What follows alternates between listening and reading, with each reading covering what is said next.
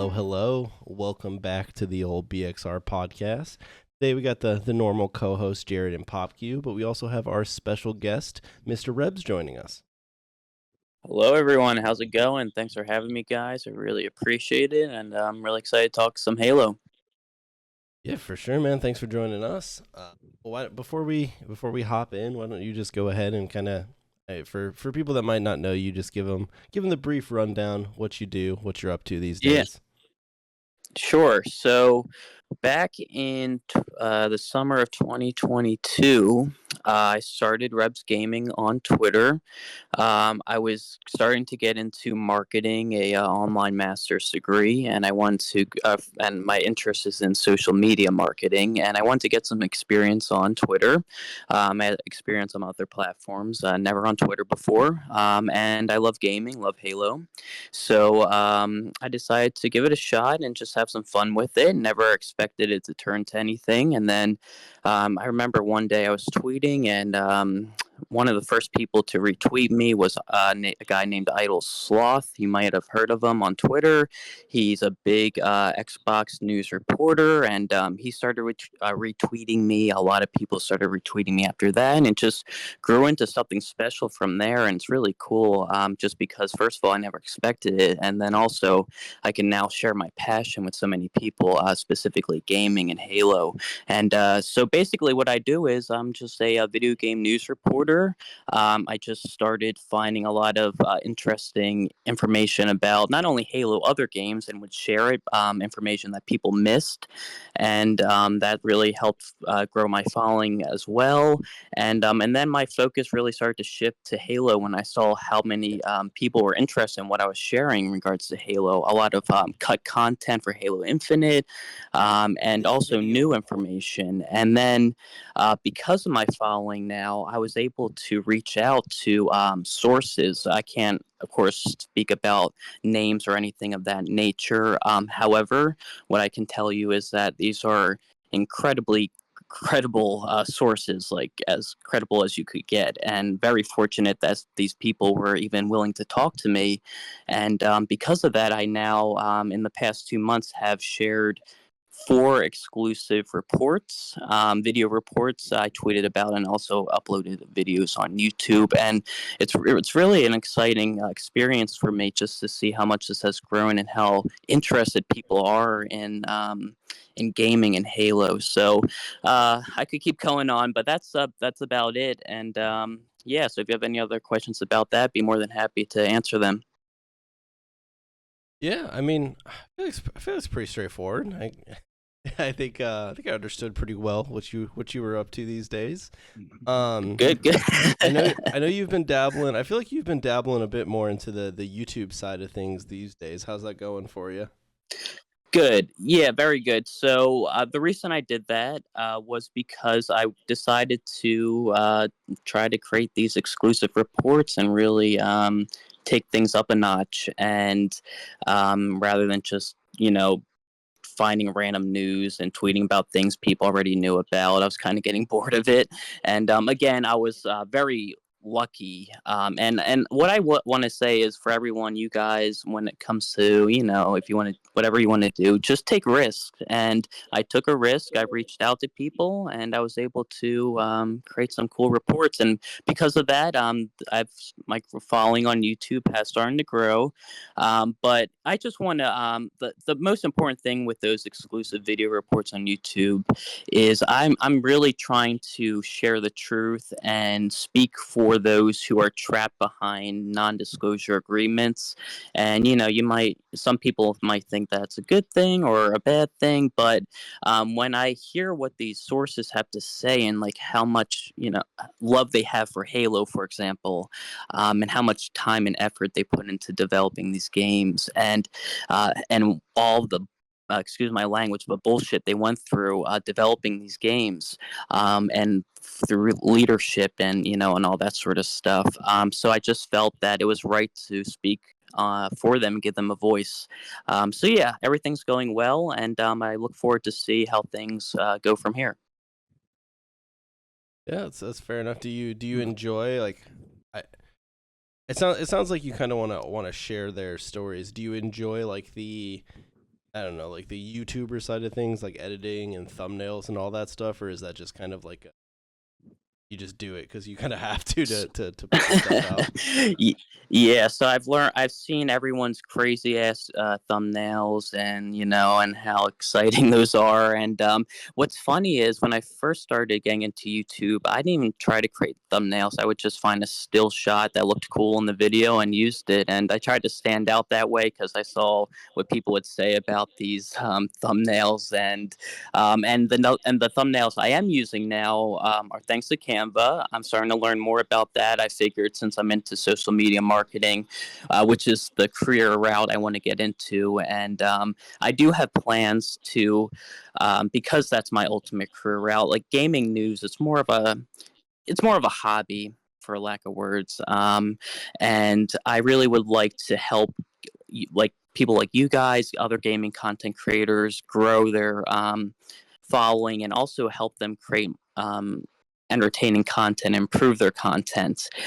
So that's the goal one day. And for now, though, I'm going to stick with gaming news. And so, yeah, going back to the thumbnail stuff, I'm trying to learn Canva now, and I'm just having some little fun with it. I'm not trying to create anything too crazy with the thumbnails, but yeah, just having some fun right now. Cool, cool. I've never used Canva. I assume it's just like a Photoshop alternative. Yeah, it's really easy to use. The membership cost per month isn't anything too crazy. So with that in mind, I think it's the best option for people who are trying to learn some basic editing skills like myself. So yeah, it's just a very easy alternative to that. Makes sense. That's cool. That's cool. They have like easier to get into programs because yeah, Photoshop. I mean, I suck at it, but I can fumble my way into making something. But yeah, there are programs that are like into without watching like a bunch of tutorials and crap. Yeah, I'm not. I'm kind of lazy, to be brutally honest. And when it comes to learning things I love technology. It's funny because I love technology, and I can pick up things in regards to computers pretty quickly. But when it comes to like really taking time and sitting down and learning these intricate or whatever the word is, softwares, challenging softwares, I just can't dive in. It's hard for me to dive into. And also, as I was saying too before this started, I'm only rocking a MacBook Air. I've always been an Xbox guy. I never got a huge PC setup. A couple friends have told me I should really build one and try to convince me, but maybe one day, especially if things really kick off with YouTube and I start using my computer a little bit more. But yeah, until then, I'll just stick with Canva. I think it's a great tool, at least for what I'm doing. So with with being on a MacBook, do you how do you when you because I know you like include footage of is that just Yeah, like from Xbox DVR or whatever? hell yeah, that's All it. right, I keep perfect. I I keep a lot of things simple, like with the thumbnails, with recording, with my videos. Like I with my videos especially, I try to keep them really short and sweet. Like I just get right into it, like real aggressively. And that's just because I've always been someone who likes to get straight to the point. So that's just my style. Yeah. No, yeah, for sure that makes sense. It's cool that like I feel like modern consoles make it a bit more like accessible to be able to get footage because back in the day Mm-hmm. if you wanted any footage off a console you had to have like a cap card and a PC to plug it into Uh, and nowadays Hey, like you do like yeah. you can just use Xbox DVR at least for like certain things obviously like some things you might still need a cap card but hey, Yeah. So I was gonna say I still remember people in '07 when they first started uploading Halo content using the cameras on laptops to do their montages. You just aim oh it yeah at the TV yeah screen and then you just go to town like that.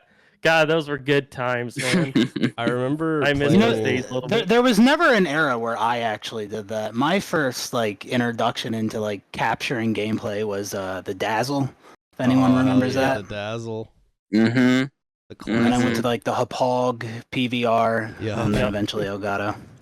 yeah Elgato. That's and it. I Yeah. remember in high school I borrowed my friend's Dazzle to make like a really shitty machinima, But then I remember playing like game battles like in high school on like COD and Halo, and you know how like if people would dispute your game, if you didn't have like a way to prove you beat them, it just sat there like disputed or whatever.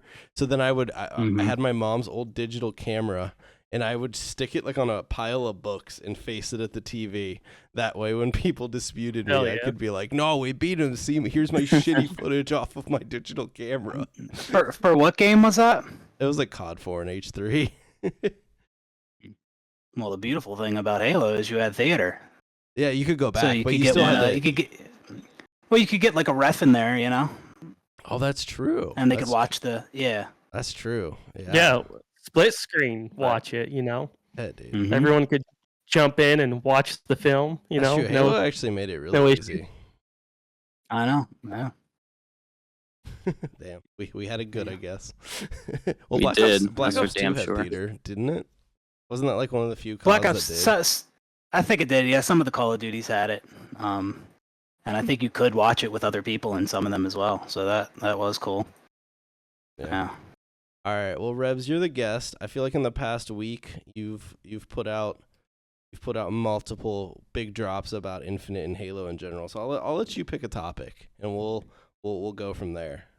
Which of your recent stories do you think is most interesting? So, do you guys like Halo 5? I don't mind it. No, we all mean, I- hate it. We all hate it. Yeah, Fuck so you, I'll hates be it. honest with you guys. That's funny. I'll be honest with you guys. I loved Combat Evolved 2, 3, ODST, Reach, and then as soon as 4 and 5 dropped, or when they dropped, I lost my.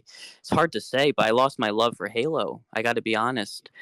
Just the visuals, the feeling of the gameplay. I guess I'm more of a classic OG Halo guy. I guess just maybe that's why I didn't like him as much. But a lot of people seem to agree with me based on what I've seen. Not everyone, of course. Yeah, just for whatever reason, and I actually really enjoy Halo Infinite's the visuals and the gameplay. I think it was a huge step in the right direction. It's just a damn shame, the poor release and the lack of content, and we'll get into that, of course. But going back to Halo 5, I'll just start with this just because it was my first exclusive report, so it holds a little special place in my heart because of that. But I talked to someone who was a big old developer there with 343, worked on Halo 5, other projects, and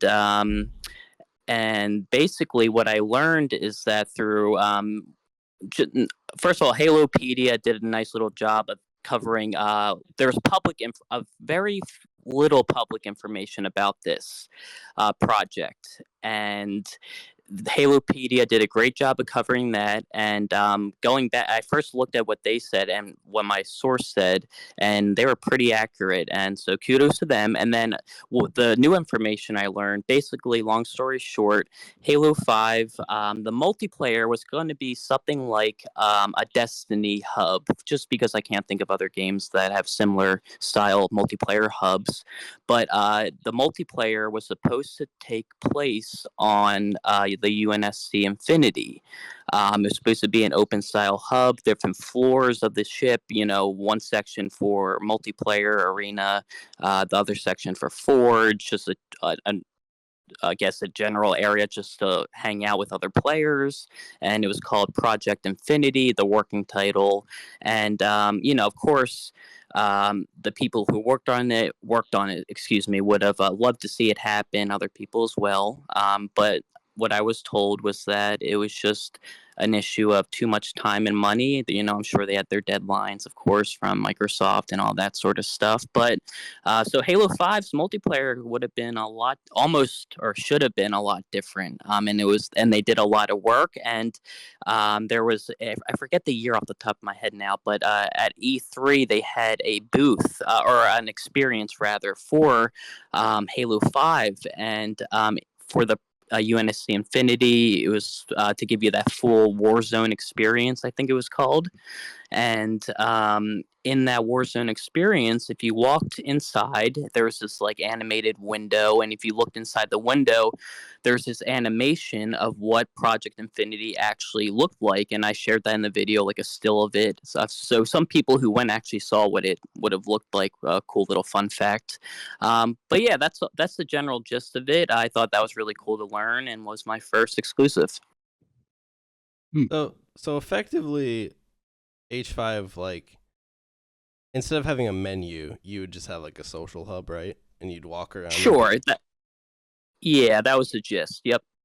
Weren't a lot of games around the time doing like the whole hub world thing? I mean, World War Destiny, II Halo did it. 5, Yeah, World it was War popular. 2. Yeah. I personally don't like the hub world stuff. I'd rather just access all that stuff from a menu than because like in Destiny, for example, I always it always annoyed me when I had to go back to the tower to do stuff, and I would have preferred just being able to decrypt engrams and stuff like that just through the menus. But so I'm not like the biggest fan of like the social spaces, hub worlds, but personally, but I guess some people like it. I feel like they work for games like Destiny or World of Warcraft. Obviously, like that would be weird if you didn't have the major cities where you'd like walk around and talk to vendors and stuff. But for like straight like PvP multiplayer games, I don't care for them. I played I played that extraction shooter like Ascendant like a month or so, or maybe I don't even know if it was a full month ago now, but it was having like a beta. And they had one of those little hub worlds, and it honestly just tilted me every time I had to walk around to talk to someone. Like, I'd rather just be able to open up a menu and search. So I guess I'm not saying it wasn't cool. Like, I'm sure they put a lot of work into it, but I'm almost like glad that they just went with a menu. I think that's one of the biggest problems, right? It's about that seamless experience that you have in MMOs you just can't get in games like Destiny, you know? If you could just walk out, do a couple PvE missions, without any loading, without flying, and then just come back to a hub town, that wouldn't be so bad, but just the way it's set up, it's like, okay, couple loading screens, do our thing, couple more loading screens, well, it's a waste of time. Like, I just want to play the game. Yeah, and then I guess you could always have the option too, where like the hub world exists, but you could just do everything through a menu. But I feel like then it'd be kind of a waste of resources if like a portion of your player base is just not even interacting with the hub world. Yeah, I guess the hub world's there. It also helps like enrich the world. But one of the things I didn't like about it in Destiny was like you mentioned, Jared, is like the load times going in and out of the tower. It takes up so much time. Like if it was really quick, you could just hop in, hop out. Maybe that'd be different. But how else are they going to sell you ships if you're not loading? Yeah, true. That is very true. That's a big deal. No, that's a really good point, because in something like how about let me fly my ship? How about that?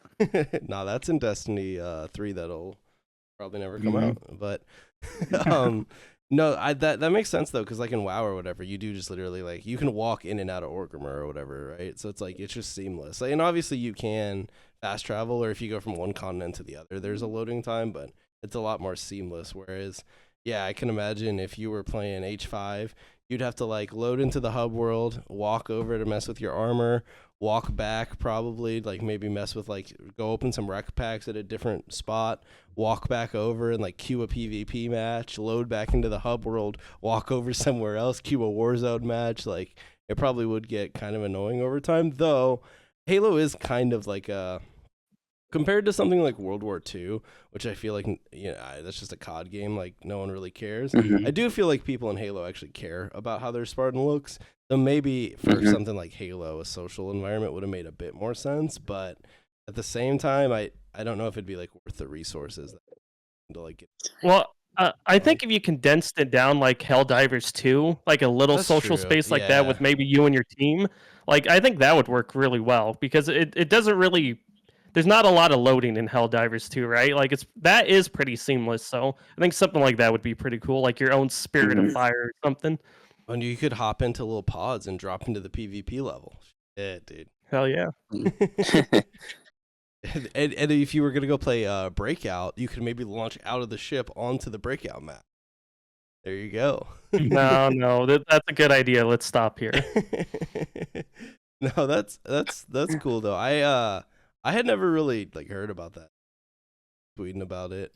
So No, it's definitely like cool to unearth stuff like that because obviously there's so much stuff that hits the room that would never sees the light. Devs put a ton of Yeah. time into.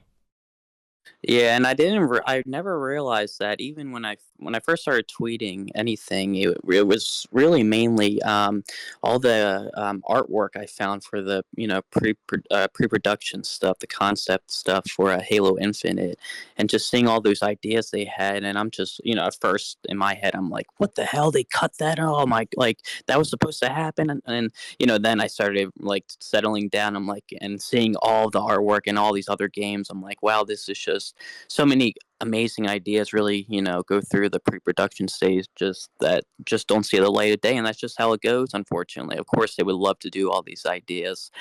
So yeah, I think it's really cool, so that's why I did enjoy doing a report on that, even though it's older stuff. And I think the main focus for this podcast should be, we can always take another route. I think it should be, the current state and what's next for Halo.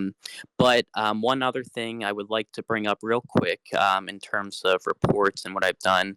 The biggest report so far I've done was the recent one almost 2 weeks ago now, when I talked to someone connected to the Halo Infinite campaign, and just shared the one thing that I talked about.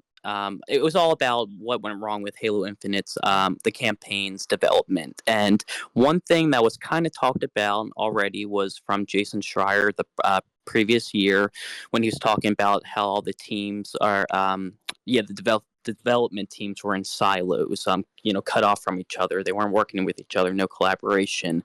And my source made it seem like basically this was really an issue with the campaign. I saw developers tweet like, "Oh, I love the multiplayer team. They did great work." So based on what I heard, it seems like it was mainly an issue with the campaign team. And I'm not saying that it wasn't an issue across the board, but mainly with them. And and just hearing how they didn't conduct any external testing at all, or like with the previous campaigns I was told that they did extensive external testing to make sure everything was meeting the needs and wants of Halo fans, or the people who were involved in these external surveys, and then all the internal testing they did for the previous campaigns. And then, but in Halo Infinite's campaign, they did some internal testing, but then the leadership cut it off, and the leaders didn't even participate in those. They didn't even play the campaign. They didn't even know what the hell was going on with the campaign. It was just all this shocking information that was being told to me. And it's funny because I was reaching out to the source about a different video I was going to do, and then they just dropped this all on me. I'm like, I have to share this, I feel like. And so I made the decision I did, and it just really shows what went wrong with the campaign. And like a lot of people say, on the flip side, it was somewhat of an enjoyable campaign, but what you heard the previous year about all that content, the 2/3 of the campaign being cut, the biomes and all that stuff, that was real. That should, all that content, it should, like Zeta Halo should have been truly magnificent, just to be honest. And I feel like it's just too bland. I had fun with it. I think the story's great. I'm not much of a story guy when it comes to Halo. I play Halo mainly because I just love playing with friends, custom games, and all that stuff. But I did enjoy the story. But yeah, I just learned a lot. What I learned was very shocking, and it seems like a lot of people agree with me. Yeah, I feel like the campaign is just a missed opportunity. But I mean I get it went, but it just seems like I don't know. It tried to do too many things and then it ended up kind of bland. Plus the fact that they just dropped it and then kind of clearly are just piecing out until the next game is probably another missed opportunity. Mm-hmm. Mm-hmm. Yeah, I see what you're saying, and it's just for me, just knowing like I'm just shocked by it. That's all I'll say. I can go on all day about what I learned and my views and thoughts. And it's hard to really, because my source, they told me a lot of information that they shouldn't have, but um, there's a lot of information that they didn't tell me, and they really are careful about going into details. So it's really, and what they told me, they weren't, even though they didn't directly say this, it seems like it was really the 343's leadership. And a lot of people say, oh, Microsoft this, Microsoft that, and I place a lot of blame on Microsoft myself, and they did play a part in it, with the contractor stuff, and losing all those people constantly, and trying to hire new people who had no idea what the hell was going on, and trying to pick up the pieces, and they had a play in this as well, and they should have kept a very close eye on 343. But it really seems like the main issue, and if I'm proven wrong one day, I can always come back to this. And my focus right now is on the future of Halo. But anyway, I really think it really was 343's leadership is the real culprit in all of this. And but yeah, that's all I got to say. Yeah. Rebs, I wanted to ask you, how often do you think the information you get from your sources is correct, and how often is it Hmm. wrong? So even though I am new to this, and this is just me talking, I really, I don't have a lot of to go off. I'm not Jason Schreier or anything, but the reason I reported what I have so far is because if I told you who my sources were, at least especially for the reports I've been talking about, you would be like, oh damn, like there's no way that he would be being told information that wasn't true. But again, of course, there's that possibility, and I took the risk with that. But based on who my source is, I think it goes beyond what other sources or what other insiders use when they say, "Oh, I know someone who knows someone who works at the place." Like, no, I know the person. Like I don't know the person. I'm talking to the person. That's all I can say about that. But I'm very confident in my source, and I try and I ask a lot of questions with my reports. I really dive in. I'm just not asking general questions, and like I mentioned with Halopedia, I was going back to exactly what I was being told and connecting the dots with some information they shared and whatnot. I'm trying to back up anything and Jason Schreier's report, but I'm fairly confident in what I'm being told. Fair enough. Yeah, no, that's cool. That's cool. Getting an insight into stuff is it's not easy. Cool you're able to do that. Yeah, and that's why it's very somewhat shocking, and it's such a cool feeling because, like I said, I created this just to learn Twitter, and I used my gaming background and passion just to drive, how I use Twitter, and it just turned into that. And because of that, I guess they trust, the few sources I've used so far, they trusted me either because of the following or just because they like the content. A few of them had followed me before I reached out to them, and maybe they were just fans of me and they just felt a little more comfortable. But like I said, sometimes you just got to take risk if you see someone. In my situation as a reporter, if I see someone who I think could share a lot of useful information, I just take that risk and I'll just message them. And in these certain situations, I got very lucky. They responded, they felt comfortable, and yeah, we went from there. Yeah. All right. Well, that's fair. Well, why don't we kind of hop into one of the recent Halo topics. So I figured, Popq, you were tweeting a little bit about it, so you got involved a little bit. Why don't we talk about, and Rebs, you did your report earlier this week or the end of last week, I can't remember, on kind of the whole Forge map, matchmaking map, like the whole map situation, kind of in Infinite. So I figured we could start by talking about the new map that just got added to Ranked. Now, I will admit I haven't launched up Infinite and actually played the map. I've only seen pictures of it. Me neither. There was a lot of hate flying around on Twitter. A lot of people were upset. BHB actually, or Popq actually defended 343. So he's pro 343. So actually, that's I don't know if I'd say that. It's I'm proud of you. You've really turned the arc around. I'm a little carried away there. No, I definitely think Halo Infinite has a map issue. It's a big reason that I don't want to play that game. I absolutely hate a lot of the maps. Many of them being dev-made maps, some Forge maps, but this specific Forge map in question that people were talking about, saying it didn't look very good, saying it looked bland, dull, gray.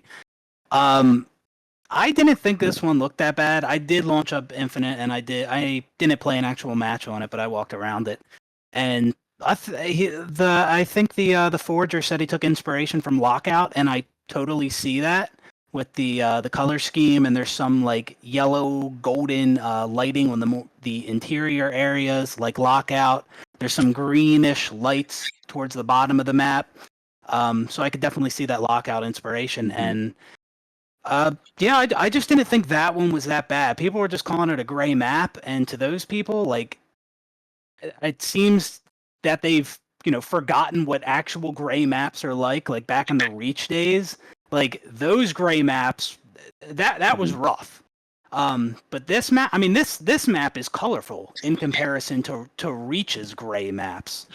Now, the previous Forge map that got added to Ranked, Solitude, won't really defend that one. That one's pretty fucking bland. But yeah, the new Rig remake Interference, I didn't think that one looked that bad. So that's just my 2 cents on that. And yeah, sure, maybe it would have been better for them to add a more colorful map. Sure, I'm not disputing that. That might make a lot of sense. But just looking at that map on its own, I don't think it's a bad looking map. Mm-hmm. Well, and like looking at all the discourse around the map too, you have so many people saying, they don't even know a Forger made this map, like without 343 really, like some people think 343 made the map, like they're dev forgers or whatever, and it's just a community member who's a passionate Halo fan remaking a map. He's excited people get to play on his map, and so many people are kind of tearing at him for just putting some passion into a game that's just being completely fueled by the community. And I think there comes a point where 343 needs to do something to make everything a little more cohesive between the Forgers, the pro players, the community, find a way to like get everyone together in a more seamless way, because you got like some pro players. I think it was Snakebite, whoever saying, we don't really have a way to test these maps, and we don't really have a lot of time to test these maps. And it's just like it's kind of a mess really when they're adding maps in the matchmaking. Like there's not really a process to it really that everyone can like follow. So I think a little bit of it goes on 343 in that regard, but I do think it's ridiculous so many people get mad over maps like this when it's just like purely out of passion. I mean, these people aren't getting paid. They're just expressing their love for a game, and I don't think anyone should be treated bad for that. Even if you think the map needs more color, like I think it's ridiculous a little bit. Like, be glad your game is getting content right now, considering everything else around it. I mean, what do you want, another armor in the store? Like, sure, we can throw one of those in if you'd rather have that with color. So it's like, come on now. Don't worry about it. Yeah. They love armor. Halo fans, being on Twitter for almost 2 years now, I've learned Halo fans are insane, and I mean that in the best way possible. They're very emotional when it comes to Halo, and a lot of them try to, just because of how upset they are with Halo Infinite's release and how long it took to get some content, and how long it's still taking to get some content that may or probably will never come. They're just finding ways to insult the game and tear it down more, just because they will refuse to accept it in any way, or view it in any way as a decent game, or view any of the content as a positive. And what I find to be the funniest thing about all of this is that if it seems like I'll just talk about Halo fans for now. It seems like Halo fans have trouble understanding that people can talk about a game or talk about the positives and the negatives at the same time. So like I spent a lot of time trying to hype up the game, and I really did think a lot, like from season 3 to 5 there was huge improvements. It was making some great improvements and it was heading in the right direction, and that's why it was a damn shame they ended season just right after 5. It could have, the momentum was there, and that's a whole nother story.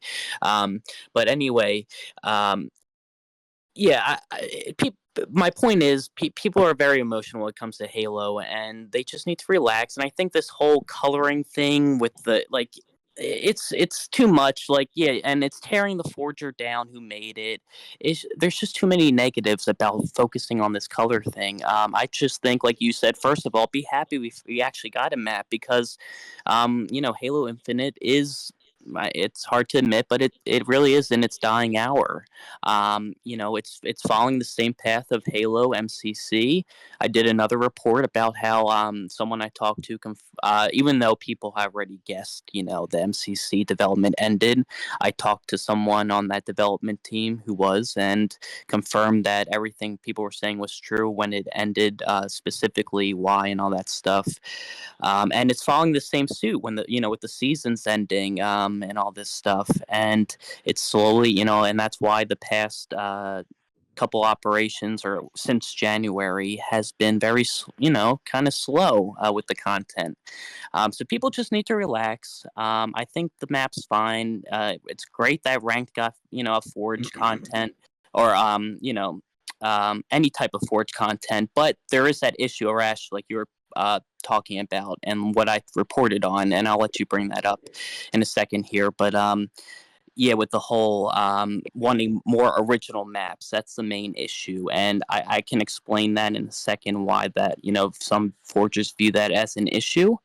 But yeah, with the whole color thing, just relax is all I'll say. Yeah, I think obviously, like I said, I haven't actually played the map. So Popkey, if you're saying it looks more colorful than the screenshot does it justice, maybe this is all blown out of proportion. Or not like colorful per se, but if it like, I don't know, Yeah, I wouldn't color colorful, but I was just, talking about the colors in comparison to Lockout. I could definitely see how it kind of matches that. So yeah, there is color to it. Maybe more lively is like the right way to word, because like the screenshot doesn't do it. It's zoomed out and it just looks like another gray map. And I personally like it better than the Halo 5 aesthetic for the rig. Yeah.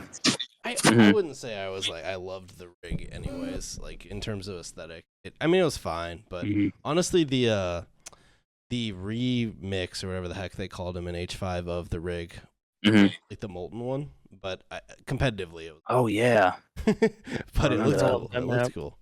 But yeah, I was just gonna say, like, I feel like a lot of it just comes down to the fact that 343 barely ever adds new maps to Ranked, and then like the only maps that they've added are just remakes of H5 maps recently, and they just both happen to be gray. Plus they're like Argyle maps. Like, it's just, I don't know, the poor optics on their part. Like, they could have. There's so many community made maps. Like, I don't know how you couldn't just throw a different map in between just to realize, like, hey, we got flamed for remaking Plaza gray. Maybe we throw something in between here before we do the rig remake. But at the end of the day, I get it. Like the Forger, obviously it's his map and like his aesthetic and everything, and obviously like he put a lot of time into it. But I don't know. To me, it just comes down to 343. Like, they just, well, if you don't like it, then you make your own map, right? Well, and you can put all the color in it you want. I was gonna bring that up next. So obviously, hold on real quick. Yeah, I was just gonna say, to flip the script real quick. Looking at all the Tenrai maps and all of these really cool maps we've had across all the different events, I don't want to hear the people making the excuse, oh, it can't handle the performance of the maps, when all of these crazy maps that have been in matchmaking and events have worked just fine. So I don't want to hear if you change something from gray to blue, it's going to break the game. You know what I mean? So, all right, go ahead. Yeah. What I was gonna say is obviously, like the second wave of drama around this map was, at first it was just people flaming. I like to think people were flaming 343, but some people probably were flaming the Forger incorrectly. It's not him. Mhm. Like he made a map in isolation. Like he didn't make it knowing it would be the map following Plaza. Like he just made a map. But anyways, so after it got put out, Formal responded to the Halo account saying like, "Hey, can we get some vibes or whatever?" And I thought it was a funny tweet. Good lol, made me laugh. But but then I was scrolling through Twitter and I realized that he awakened the Forge anger, and now all the Mhm. Forgers are flaming pros, basically telling them like, "Hey, if you don't like it, like, why don't you make a map, or why don't you pay someone to make a map?" And like, I feel like we're just incorrectly attributing our anger here. Like, I feel like a lot of people are just frustrated with the state of Infinite and with the cadence at which content gets added, both on the ranked and the social side. Mhm. And so there's just a lot of built up frustration that I think is toward 343. And then you just have different sides of the community just going at each other, when I feel like like, I don't know. I hate the whole, like, before it was the quote unquote casuals versus the pros with like the mangler, right? And now it's the forgers versus the pros. Like Mhm. because a lot of people are like, well, the pros have such a say on all these maps, and it's like, I don't know. At least from what we can see from like Snakebite and stuff, they clearly don't really. I mean, I know 343 has like their internal pro team, but it seems like for the most part, Mhm. a lot of these pros just they probably scrim, they probably practice the game, but I don't think they really have much say so in what's going on with the game. And for them, I mean, it's not like every person has to like every map. Like so a lot of people probably think some of the 343 maps are dog shit, right? And we flame those just fine, but obviously like a dev got paid to make those. But like, so now you have all these forgers saying like pros should pay to make maps, and I'm like, bro. How did we get to the point in this game where fucking people are expecting like other people to pay to get maps made instead of 343 just fucking doing their job? Like, that's Yeah, actually insane to me. yeah. And first of all, I like to say I can rant a lot and just rant and just keep talking and talking. So what you said, Arash, was what I was trying to say, just in a shorter, amount of words. So thank you for that. And what I was saying about about relaxing with worrying about the colors, what I should have said was, there's a lot of other issues that we need to focus on, and a lot of this just stems from frustration with the state of Halo Infinite and 343. So we just, even though I get the whole color thing, like, I would love to see some variation, to be honest. There are bigger issues to worry about. And starting with, what you were just getting into with, the whole drama with forgers and wanting original content and all that sort of stuff. Yep. I don't know. It's crazy. I understand there's probably like a lot of testing and stuff that has to go on 343 side, but it's always been crazy to me how slow. Like there's so many community maps, and seeing as it's the only form of content these days, like it's crazy to me still how slow they are at implementing it. And I get you can't just constantly rotate in ranked Mhm. maps because that's insane, but like even on a social side, like the amount of times like a playlist rotates in and out and the maps don't change, or like they do like a featured playlist and it's still rocking the same maps as before. Like the Tenrai map was like the Tenrai event when it came. What was that, like toward the end of last year?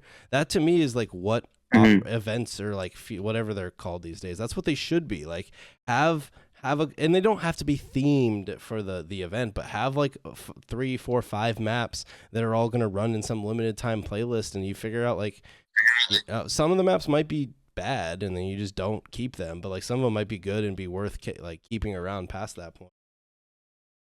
Yeah, I don't know. Well, why don't we obviously like a little bit a little bit came down to like some forgers feel kind of I don't know. I can't think of the right word, but they feel like they're being used a little bit by 343. Obviously, like Mhm. you have a game here that 343, at least from the outside looking in, has sort of moved on from, right? Really, the only updates we're seeing from 343 are armor sets that they're selling us and forge maps that they pay Sparasoft or whatever to make, right? And so like then you have the community that's still making all these forge maps, and they're really the main content left in the game. but no one, obviously those guys aren't getting compensated for it. But do you guys kind of feel like forgers should see compensation? I don't know. I feel like it's a pretty complicated topic. I think the expectation of, I think if you're expecting to be compensated, that is silly. Would it be cool? Sure. But I don't think forgers should be feeling used because 343 is taking their maps that they put, time and effort into and putting it in a playlist. I think they should be, happy with that, not disappointed that they didn't get compensated. That whole idea is just silly to me. But yeah, it'd be cool if they did, but I don't think it should be an expectation. I think one of the problems is with 343 not really making too much dev content, but they're still making armors and still charging people money for microtransactions. I feel like there is a certain level of I don't know how to put it, disrespect towards the community though, because you're still recycling community made content, but yet you're still expecting people to pay for armors and stuff when it's you're not really doing anything yourselves, at least from the outside, that the community can experience from a gameplay perspective. If you came out and said the Falcon is coming, the Banished shotgun is coming, then it's okay, people would feel a little bit better. But okay, community, keep making us maps, we'll pat you on the back. Okay, buy another armor from us or whatever, another skin. So it's just I don't know, from a live service perspective, it's just a weird setup that just feels really dishonest at this point with, seasons being done and just content being so, I don't know, just strung out for God knows how much longer it's going to go for before the game eventually just loses support. So I don't know. It's just weird. Mm-hmm. Yeah, I feel that. Rebs, do you think we will get at any point in the future of Infinite, will we get actual dev made content going forward, or is it Forge and Armor? Probably Forge. Just if you look at, I think Corrosion is the best example here to answer our questions. Now, I can't confirm. If I do, I'll share info eventually. But just look at Corrosion. It was delayed. It was a Forge map being developed with 343 and Sparasoft, and they still had to delay that bitch. You know what I'm saying? It's just getting to a point now where it seems so first of all, a lot of people left 343. A lot of people were let go, especially with that big old layoff last year. So you have to imagine the amount of people they lost, right? And now they already admitted this isn't just a rumor. Everyone knows this is legit now, that they are developing the next game. They are focusing on that. They said they have ambitions outside of Halo Infinite. They confirmed this. They're confirming that they are no longer interested in Halo Infinite. That's why they ended seasons, because they only have enough. If they can barely, what I'm most concerned about is if they can barely, give us content for Halo Infinite, how are they developing a whole game? So they probably have just enough resources, and with the help of other outside developers, of course, to develop the next Halo game, and they got to put all their focus on the next one. So I'm pretty sure that maybe with an exception of, I gotta check, maybe with an exception of one or two, everything's going to be Forge made. Yeah, I mean that's kind of what I would expect at this point too, which is kind of a bummer. When are we getting the campaign content? I don't know if you saw. I forget if I tweeted. Someone tweeted about this before me, at least. But someone publicly tweeted. I forget their name now.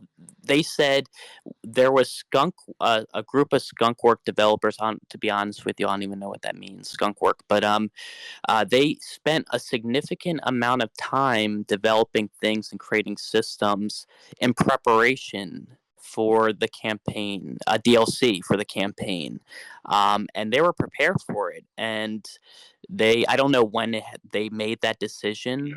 I know back in 2022, Sketch Brian Gerard said that, I think it was 2022 or last year, he said that they doubled down on focusing on multiplayer, and it kind of made it seem like he was saying that, there was maybe a possibility for something with the campaign, but then in 2022 or sometime in 23, they're like, yeah, we're definitely focused on, like, it's too late. The campaign's done. We're on all multiplayer and then focusing on the next game. So I don't think Halo Infinite DLC. I hope the next game personally, I hope it continues the story of Halo Infinite's campaign, because it kind of ended on a big old cliffhanger where he teleported to and what's going on now and all that sort of stuff. But and with the Endless too. But yeah, with campaign DLC, I don't think that's coming. Right. Yeah. Well, I feel like that kind of wraps up modern Infinite these days. I don't know, Mhm. Rebs, you have anything else Infinite related you want to talk about? I would just say to everyone who's playing. So there's a cool new playlist coming out, Call of Duty Zombies themed, called Survive the Undead. They announced is coming in a couple weeks. So that's something to look forward to. Honestly, I'm definitely going to give it a shot. I've tried it out months ago when they first released it. The Forge Falcons who created it, I tried it out, and that was a good old time. And I think Call of Duty fans will really enjoy that. Forge Falcons also announced or ended the rumors that their battle royale could be added to multiplayer. This is a whole topic for another video, but I'll quickly say that I was someone who kind of wanted to see that happen for Halo Infinite, because it would have drew in the players that we needed to repopulate the game to where it should be for a Halo game. So that's out of the question now, if I'm not mistaken. And we got a few new features coming out and a couple more operations, but just enjoy it for what it is. Try to have some fun, if you can get around the cheaters.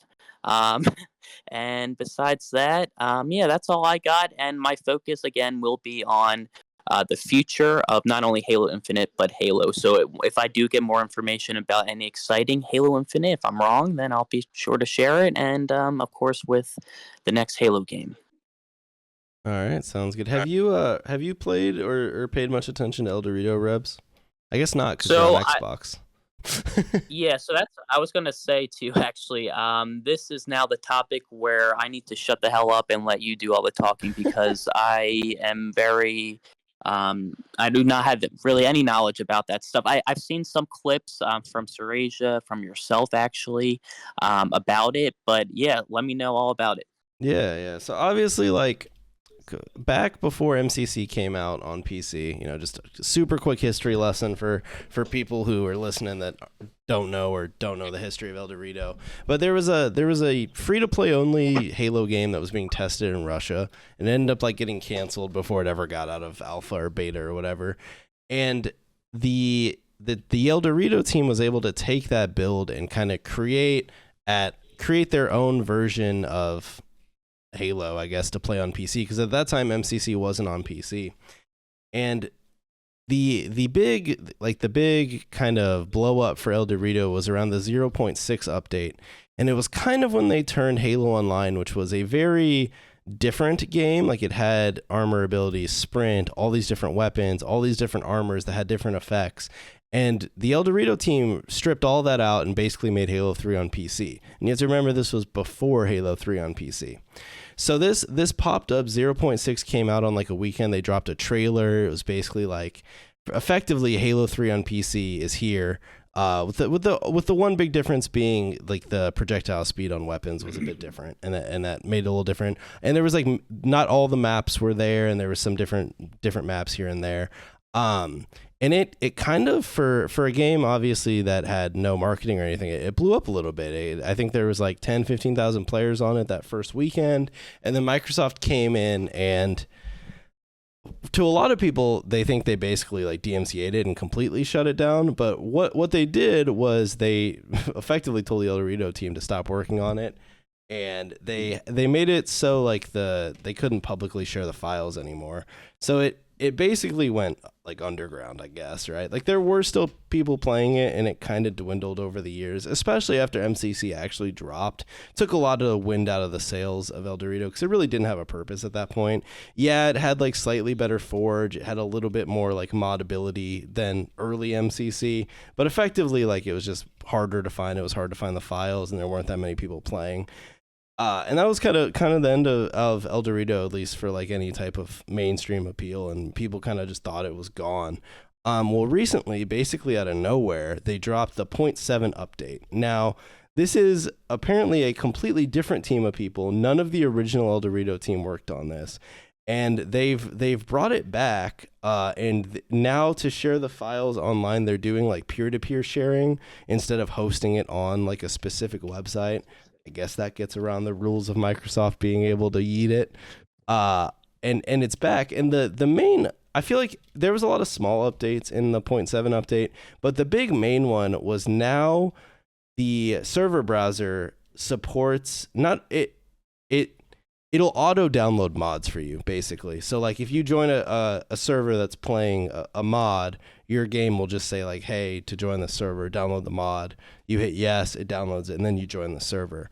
And so that's effectively the big selling point at this point is just it's the custom game browser for like MCC that supports modded content that we never got. And so it hasn't blown up anywhere like it did last time, but there are people playing it and there are people like excited about it. I know PopQ's played it a bit, Jared's played it a bit, but I figured we would talk a little bit about El Dorito because it's not. Jared has. I don't think Jared's as positive about it as maybe I am because I've really been enjoying it. I did put 15 hours straight into it, so it wasn't all terrible. That's fair. But yeah, I get the one like I guess talking point other than like the positives is the game like weirdly gets flagged as a virus, and you have to basically tell your anti-cheat to you have to give it an exception to be able to run the game. And seeing as like we don't really know who brought it back, there are people that are worried like that it's malicious, and they obviously claim that it's totally safe and that it's a false flag from Windows Defender or whatever. And I have it installed on my PC, so I guess I'm living on the edge. But I did want to bring that up because obviously, like, I think that has actually kept a lot of people away. I've gotten a lot of comments from people saying they tried to download it, it got flagged as a virus, and they decided not to play it. But yeah, I guess PopQ, you've been playing a bit. We'll hit you first. How do you feel about El Dorito?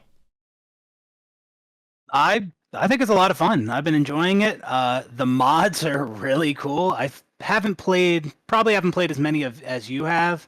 Played some of like the Ratchet and Clank mods, I believe it is. Played a little bit of the Paper Mario or the Paper Halo, whatever it is. The Infection, where you play as actual like infection forms from Halo 3. That's really cool. And I think it actually makes playing as like the zombie more enjoyable because you're actually like a flood form instead of just a Spartan with an energy sword. It's fun. It definitely has, it definitely lacks like polish that like a official AAA Halo game should have. And I've mostly spent my time playing the Halo 3 server where it's just Halo 3, but not exactly Halo 3 because, like you mentioned, the projectiles, there are some differences. But yeah, I've been enjoying it just like I enjoyed it back when I played the 0.6 update. So I don't know how long it's going to be populated. Probably going to die off the same way it did back after the 06 update, but it's fun while it lasts. To me, I feel like the one cool thing about it is it just shows the missed potential of MCC, man. Like MCC should have had a custom game browser that supported mods like a year ago. Like, because if it did, this would. Should it have though? I definitely should have. Didn't MCC kind of go above and beyond with the custom game browser? Was that really even an expectation to begin with? I mean, I don't think it was an expectation, but I feel like it'd be cool. I just kind of feel like, I kind of feel like 343 adding the custom game browser to MCC is already kind of something like them doing more than they have to. I mean, you could argue they should have done that to make up for the horrible launch. It's just a different way to look at it. But yeah, it'd be cool if MCC's custom game browser supported mods like El Dorito does. That'd be really cool. Yeah, but the problem is, and I think this will always be the problem, is they don't want to piss off console people, basically. Like, there's like this weird, however you want to put it, where Microsoft's not respecting their console market anymore with all the PC Game Pass and all these games coming to PC and going to PlayStation. And it's like, oh, what would the reaction be? Is like, hey, you can play all of these mods and just download them and have a good time on PC. But if you're on Xbox, well, tough luck. So I think it's a weird tightrope. Like, personally, I would just abandon console and make mods available on PC. It'd be like, you snooze, you lose kind of thing. But at the same time, if they could ever find a way to make it so you could download mods in a custom game browser on console while cross-playing to PC and make that a seamless experience, there's no one else that does that, period. Nintendo obviously doesn't do it. I mean, look at their online structure, and PlayStation, I mean, they're mainly single player games for the most part. So it's like that could be like, that really could be an innovative thing to do from Microsoft or Xbox, however you want to put it. It would almost be like a new way of, like, how would you put it? I don't know. It'd be like a new frontier for online gaming for console if they could do something like that. And that's mainly why I get depressed playing El Dorito, because you see all the potential, and then it's just like, oh, man, why is it every time I play Halo, I have to play the wasted potential, and it has nothing to do with 343. It's like, oh, El Dorito, like, look at this. Look at the modders, the stuff that they make. It's like, I don't know. It's just... Man, Halo is a depressing franchise, and it just makes me sad every day. All right. Don't get me started about the show. Oh my god. Let's not You talk know, about that. And Jared, I mean, we've brought this up before on the podcast, but like this, the idea of having mod support for the custom game browser on console, maybe that would have been worth it to 343 and Microsoft if there was a revenue stream for the game that that they kind of threw the idea out there for, and a lot of people pushed back on it, and that could very well be a reason that the support for MCC was dropped. So That's what my source said. Ding, ding, ding. I mean, yeah, I mean that's not hard to believe, is it? No, it's just No, like you can't buy Spartan points. You'll ruin I my just feel experience. like I feel like there was just so many people that didn't make that connection. Hey, if there's not a revenue stream for this game for them, they're probably going to drop support. I feel like that just didn't compute for so many people. And now they're all like, "Oh, well, why are you ending support? Oh, this is so sad." Well, I wonder why. It was kind of obvious. Yeah. Now, real quick, just to chime in real quick. The good news is some of you may have seen the DigSite team, who's responsible for creating or bringing cut Halo content back to life.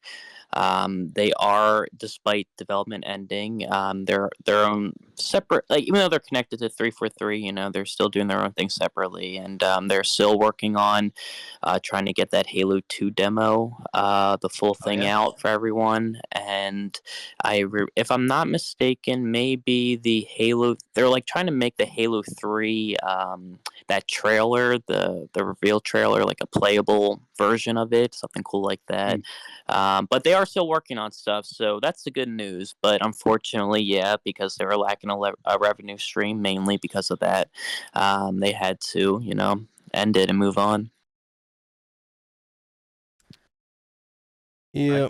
Yeah, I don't know. I kind of agree, Jared. Being a Halo fan is actually just depressing, so. Like I play El Dorito, I play Project Cartographer, been playing Halo 2 Insignia, and it's just like, why can't I have this experience like in like a new mainline Halo game? Like that, I mean, that'd be nice. I know why, but it's unfortunate. Hey, there's always the next game, right? There's always the next game. Just believe, I don't know. I really don't know what to do you think it's going to be a spin-off or a direct sequel? I think it has to be a direct sequel, because at this point, I keep saying this and I will keep saying it, 343 needs some consistency in their games. The fact that Halo 4, 5, and Infinite feel like it's 3 different devs, they can't keep doing this. They need to be consistent. They need Infinite 2.5 is what this game needs to be, basically. Like, just stick with a vision for once and try to perfect it. Like, I don't know. I just think they have to do it at this point and make it a complete game, for God's sake. Yeah, I totally see what you're saying, Jared, but I'm kind of the opinion that at this point, now they need to just go like copy Bungie one for one at this point. Like you had your time, you got to experiment with your different things, and you're gonna do it. Now you take Halo 3 and you copy and paste. Now we're at that point now. We've been at that point. That's for the 20th anniversary of Halo 3. We gotta wait till then. They should copy Bungie and get bought out by Sony and then get their company taken over. I think that's the play. So true. Right? No, I don't know. I could be a spinoff. It could be a mainline game. I do. Hopefully, it's just a multiplayer only game. So well, can, I mean, to be pump it fair, out quick. they could do a sequel to Infinite, but have classic gameplay. You know, continue the story and world, but you know, do that Bungie formula and try to improve on it in different ways, like a bigger sandbox and maybe interactive maps or whatever. I feel like that's what they did though with like 4, 5, and Infinite, right? They continued the story. They just fucked with the gameplay every time. So you just ended up. I know there's a lot of books I need to read. Well, that's. I mean, they continued it kind of. I mean, 5 to Infinite is just crazy. Like barely any mention of the person you played the majority of the last game as. That's true, actually. Kind of a problem. Infinite's kind of which a lot of people were okay with because they didn't like Locke. But from how I see it, it's like okay, but that's not good storytelling. Where I played half the game, most of the game as this character, and like you don't even mention him in the next game. Like what? Like what? Yeah. No, I Right. feel that. Yeah, I don't feel like we're getting Halo anything new for a while, so I don't know if it's worth speculating. Like I feel like it's gonna be 2-3 years minimum, right? So by then, who fucking knows? Yeah, they might do a new engine teaser with Unreal Engine, wink wink, and showing what they're thinking about, and then not release any of it. But hopefully I'm wrong. I feel like that's exactly what they need to not do this time. They started hyping up the Slipspace engine like what 3 or 4 years before Infinite came out, and I feel like that was not the play. I don't think they should reveal anything until it's like within a year of coming out, because they're just like all of those early engine trailers that we got about Infinite were all irrelevant. Like not a single thing of those was relevant to the video game that we played. Nope. It was just a waste of. It probably wasn't a waste of You that don't much like of all their the time, animals? but yeah, I loved when I saw the deer. That was my favorite part. I was ready to be I was ready to make my farm, and they just weren't in the game. So then I got tilted, you know. No, you just didn't find them. They're in the game. Oh, okay, all right. You gotta find them. It's a big world. You know, it's a dating huge sim. open You gotta world. settle down, and you know. The deer are hiding from the banished, so you gotta look for them. Yeah, You really got to look for them. That's a fair point, but yeah, I don't really know what they should do with the future of Halo at this point. Like, I mean, yeah, they just need to make a good game, and it needs to be finished for once. And we'll see. Guess we'll see from there. Are people speculating that Halo is going to be shown at like this upcoming showcase? Is that a thing? Who is speculating that? I've heard Gears because it got kind of like semi. Well, because I thought like Chief was on like this promotional image with an Xbox. He was. Just ignore those people. Right? Yeah, I think that was random. I don't. Yeah, people every time. Yeah, I don't think it meant awards. anything, but I saw a lot of people saying like, "Oh, look, this means hey, they're gonna show Halo or something." Mm-hmm. It's just, that's just silly. They speculate every time there's an awards show. They always say, "Where's Halo? Oh, Halo's gonna be there." No, you got to wait 5 more years. Unfortunately, that's just how it is. Yeah. Yeah. Hopefully I'm wrong, but yeah. All right. Well, I think that's Halo for now. I mean, I don't really know what other Halo-y things there are to talk about. Should we? They restored the plasma pistols EMP functionality. functionality. I forgot about that whole stream. My Hello, bad. Halo's back. Yeah. that's huge. I actually, I mean, good. That's a good change. You know, It's 2024. So right? I love how every time we get new classic content, people get excited, but then people say, "I don't like classic Halo." That's terrible. Yeah, right. Oh. They go like remember the squad battle playlist? How everybody loved it, right? But a classic Halo just couldn't work. You know something I was thinking about the other day? Like a lot of people want a classic Halo game, and we haven't got that in a long time. And it's crazy that we can barely even get a classic playlist. I think the only time 343 has given us a classic playlist in Halo 4, 5, and Infinite was just the Halo 3 throwback playlist in Halo 5. I think that is literally the only classic playlist we've ever gotten in their games. That isn't that like what? You can't give us a fucking classic playlist? That's crazy. That's crazy. At the very least, if you're not going to do a game, do that. And they can't even do that besides the one playlist in Halo 5 I mentioned. I thought for a bit we would come on get the CHL stuff in matchmaking, but apparently. Oh yeah, there's that. I don't know. Maybe eventually. No, I doubt it. They got to test those maps No. for like 3 years. Make sure they're good to play on. Honestly, I Yeah. kind of enjoyed the CHL stuff. I mean, I haven't played it in forever now, and it was kind of a They pain. looked cool. They were fun to play. Like there weren't that many people playing them, but like the handful of nights that I like used their pug system on their Discord, like honestly, the gameplay was pretty fun. I mean, it wasn't like perfect, obviously. Like the BR was an absolute laser, but Yeah. it was fun. All right, why don't we talk about a little Nintendo drama? You know, so Nintendo. I'm still not 100% sure, Jared, on what's I think it is I'm happening. not sure either. But basically, I think it is too. Gary's Mod put out like a statement today that like because of Nintendo, they're having to remove like every Nintendo related thing in mods of Gary's Mod, which is like insane.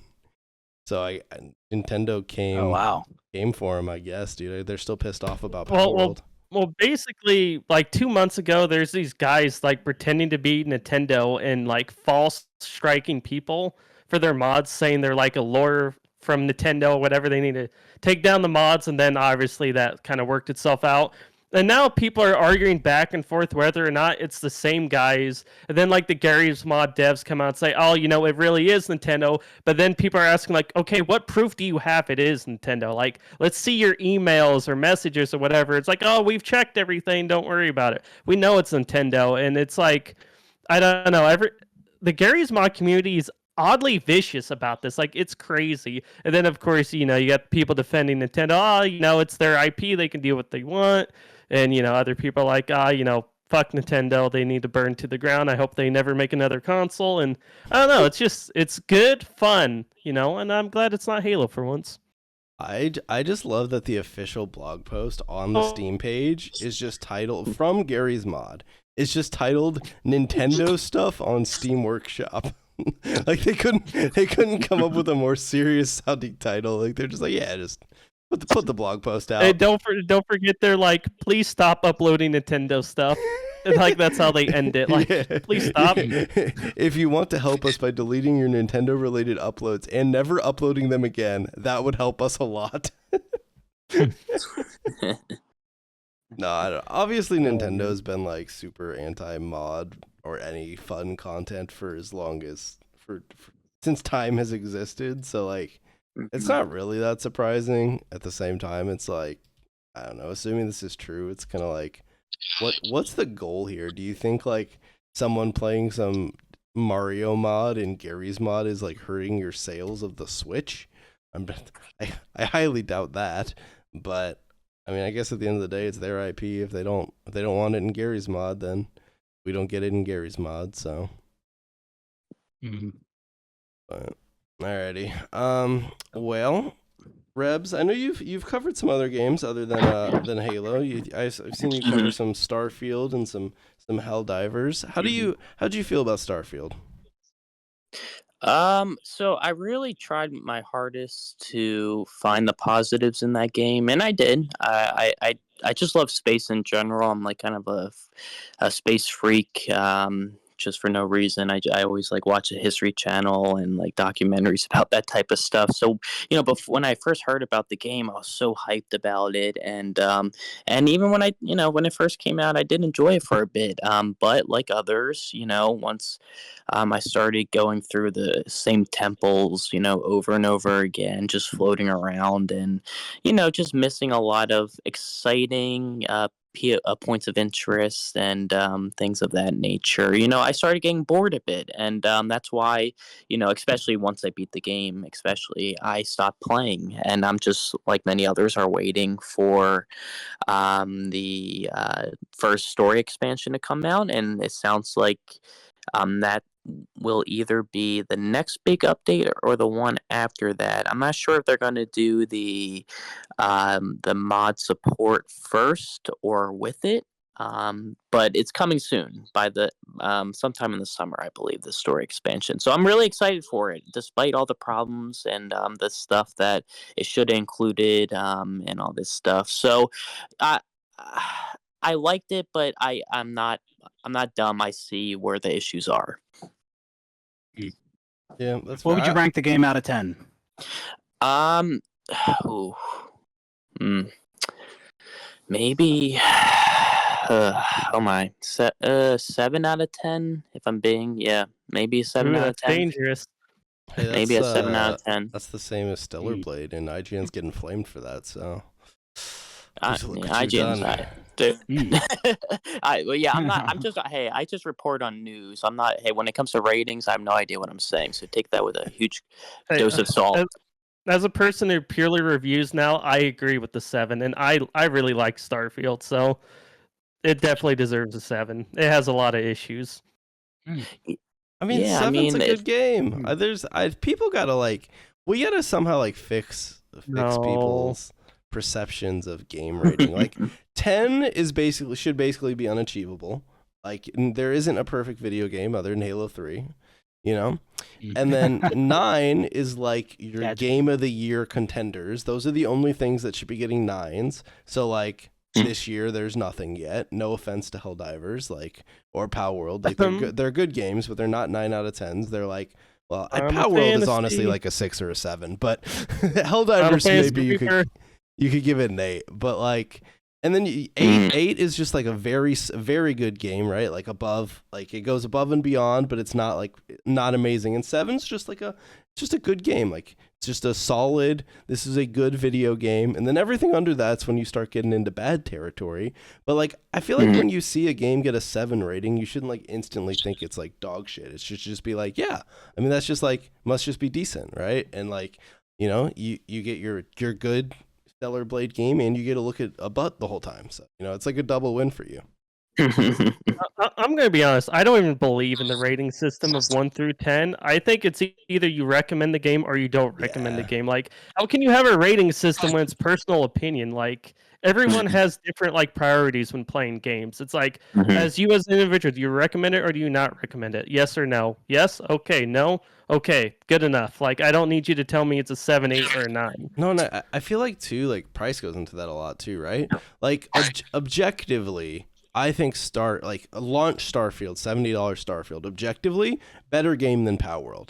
But price-wise, I probably would have recommended Palworld over Starfield because for your dollar, I feel like it was more fun, right? Or Helldivers, that's probably an easier example, right? That's a $40 game versus $70, and it was a lot of fun, right? But at the end of the day, Starfield's probably a more complete game, has more to do. That it's probably less repetitive, maybe, than Helldivers. I mean, it's getting into the weeds a bit, but I get your point. It really should just be.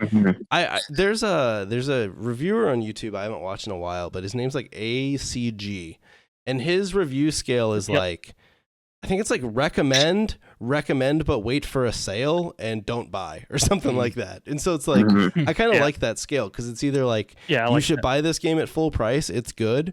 This game's good, but I would wait for it to go on sale. Or I think he has deep sell is another option where maybe pick this game up if it's $1. And then there's just don't ever play this game. It's dog shit. And there's really not many games that fall into that category other than the Golem game from last year and some of those types of games. But for the most part, a lot of games, once they hit sales are pretty worth it. But Yeah, I don't know. Well, I think that's the other problem too, because like with IGN, it's always a different person reviewing a game, so there's no consistency between all the reviews, and people get really mad, like, oh, the joke, another IGN 7, but it's like if you look at the person's portfolio reviewing games, it ranges from all kinds of different numbers, so it's like it's just weird. I don't know. I think it's better to get reviews from individuals than big companies that have a bunch of people doing it, just because you get like a more consistent like opinion across games, and you can kind of learn what that person Yeah. likes, doesn't like, and what they're good at like noticing and not good at noticing. So I don't know. I think it's good just to find a couple reviewers that just kind of review all the newest games and go from there. Yeah, I think the hardest part about that is there's so many like big AAA games that like it's not feasible for a single person to review all of them. And that's why True. you end up having to go to different people. Like, cause like SkillUp is probably my go-to like video game reviewer, and he actually cranks out a lot of like most of the AAA titles, I feel. But he misses some too, right? And so like, not one. That's why like a site like IGN is useful, because they do review literally everything. But obviously, that has the downside too, where it's like the person that reviewed this game is different than the person that reviewed the last 5. So it's like there's no semblance of consistency there. But when does Stellar Blade come out to the public, Jared? Is it like this week? It comes out the 26th. So Okay, a couple days. I'm excited to dive into this one just because of all the controversy around it. Yeah, there's some Accidental things there's- happening in game, There's like some good controversy th- there. well, Yeah, so that there's game, this like- girl called Roxanne, and she has a shop. And, well, there was graffiti by her sign, which is just an R, and the graffiti said hard. So people were taking it as hard R, which, in America, that could be pretty racist. But for Korean devs, they probably thought nothing of it, or it could have been a play on a different way. I mean, there's a lot of sexualization in the game. Maybe they're trying to say harder, or for all the old 30-plus-year-olds like me, it could have been like, the old days with old, movies, hard R, that was a R-rated movie, like that was a term used. So, who knows, but they changed the hard to crime, which apparently that's also. Yeah, I was gonna say, did you see that? Someone. Wait a minute. Or whatever. Wait so, a minute. So it's like, you know what? No matter what, they can't win. They're making jokes like they should hold a community poll and just have people pick different words and spin the roulette, and we'll go from there. Oh, man. Yeah, I don't know, man. I feel like it probably had to. It had to be accidental. Like, there's no way that something like that, if they realized what they were doing, would get through that many people. Like, that's a whole ass company. You would think someone would have caught it if they actually thought anything of it. But it's just like different culture. Now, them switching it to the word crime and also getting fucked by Urban Dictionary is hilarious. Because I didn't even until I saw that post, I didn't even know that was like a derogatory It's term. like one of those things too. People need to remember this is a mobile game company making their first console release ever. So it's like, they don't have a lot of experience, in terms of, and I feel like the console market is just a little bit different from mobile players. I mean, they don't give a shit about nothing. Can I buy my microtransactions? Can I win at this game? Can I just set my phone down and win? Okay, good enough. So it's like, I don't know. It's just a completely different experience in terms of the customers you have coming in to play your product. Mhm. Yeah. Well, Rebs, obviously, like I said, you covered some Starfield, and you also, I feel like, covered, and I still see tweets from you about Helldivers. How do you feel about the current state of Helldivers? Do you think it's still going strong? Do you think it's kind of past the hype point, or how do you think it's doing? First of all, I would like to say that what they've done with that game is they've set the standard, I think, with live service games, in my opinion. Just how everyone's actions affects the rest of the game, the future of it, how the developers respond to them, and how they respond to if they fail or are victorious. It's just I think it's incredible, and maybe and you guys can tell me, just because my experience with video games isn't as vast as yours, probably because I'm mainly just on Xbox. But have other games done it to that extreme, or to that level, I should say, in terms of how they handle the live service. I feel like Helldivers is the greatest modern example of a live service game. I can't really think of I mean, Fortnite probably does it better. That's it. Fortnite. Well, But yes, like yes. the Epic Games versus fucking Arrowhead, like that's like David versus Goliath, and the fact they can even be in the same conversation is insane. So like that alone, I feel like is such a huge accomplishment. Because the amount, not only are they constantly updating like the war narrative, you have like the different war like the different I haven't played much Helldivers since it dropped, but like they have like the different things that are happening in the game that are like controlled by a person. But not only that, they're still dropping new actual content, like new weapons, new armors, new vehicles, like new abilities, all this stuff like on a regular basis. Like and like obviously they drop like some things you can buy too, but it's like no one really, I mean, some people complain about it, but I feel like most rational people don't complain because you're getting so much content and so much stuff that when like something new pops into the store, you're like, yeah, I mean, whatever. Like you've given me so much to play, I'm not going to complain about this. Yeah.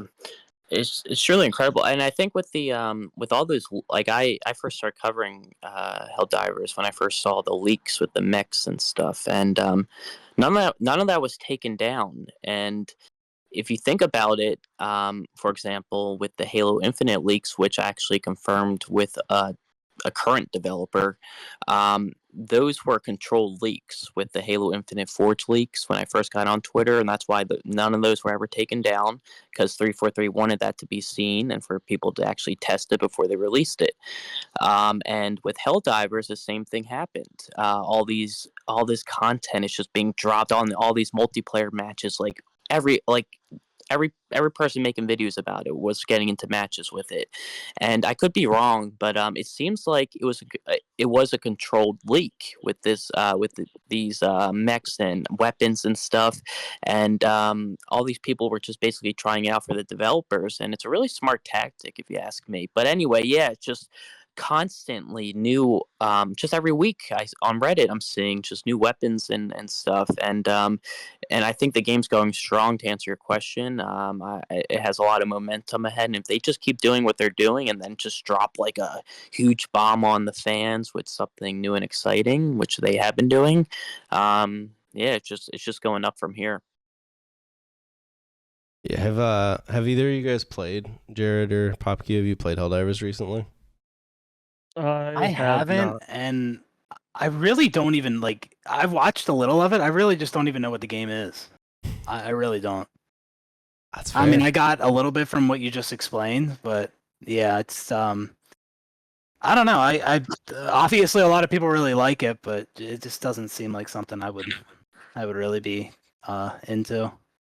I don't jump onto it because then I just imagine it being called Hell Jumpers, and like, oh, those could be mantises dropping down, and like, oh man, think if the flood were coming at me, not a bunch of bugs. Like, oh, that'd be cool, but here we are. Jared says Still he doesn't want to talk about Halo, but he can't play Helldivers because it makes him think of Halo. So if it wasn't for the leak or whatever it was about them pitching the idea for that type of game, I wouldn't feel this way. But it just pisses me off. So yeah, I'm being salty well, over here. Plus, I'm fucking playing too many like 100-hour games I have to review. So I don't really have much time, honestly. Yeah, that's fair. Well, that's a decent segue. I'll kick it back to Rebs there. A little Halo topic.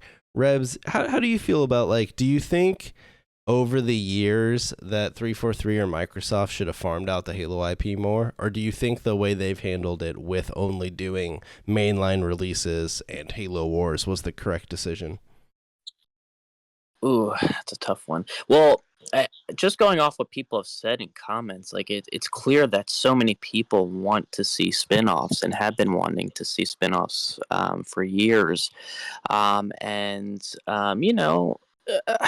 Yeah, I think they should have gone into a little different direction and expanded a bit more. And we've learned from developers being public about this. Even they pitched so many ideas, and that one guy was saying something like the Helldivers was pitched, or ODST / Helldivers was pitched, and all these cool and that the one I talked about in my video, where they're driving that.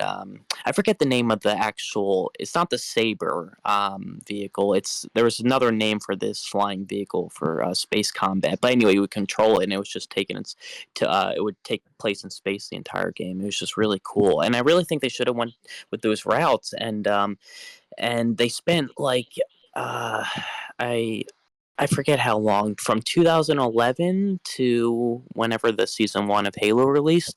They spent 10 years making that abysmal show and the main issue with that was Showtime. And what I learned from my research was that just Showtime wasn't prepared to handle a show like Halo. They're just into dramas, and for whatever reason, they decided to go with Showtime despite that. And it just took them so long to realize that, well, shit, we shouldn't have gone with Showtime, and we just wasted all this time. And they started to make some improvements, as I've tweeted about, but they just wasted so much time on that show. And even with the improvements in season 2, I don't think it's enough. I'm hoping the inclusion of the Flood in season 3, if it is officially confirmed, really, flips the switch for the show and gets real exciting, because it needs more action scenes. But yeah, anyway, going back to what you said, I think they should have gone a different route and done more spin-offs and expanded more. Can I be honest? I did not realize that Paramount was just Showtime. I don't know who I thought Paramount was, but well, it doesn't really explain why the show sucks, but it does suck. So have you guys watched the Fallout show? I have, and it's fantastic in every way imaginable. They got the characters are good. I mean, okay, there are some issues with the plot, okay, but the characters I think are good. I mean, they just held nothing back. Like, the art design is absolutely amazing.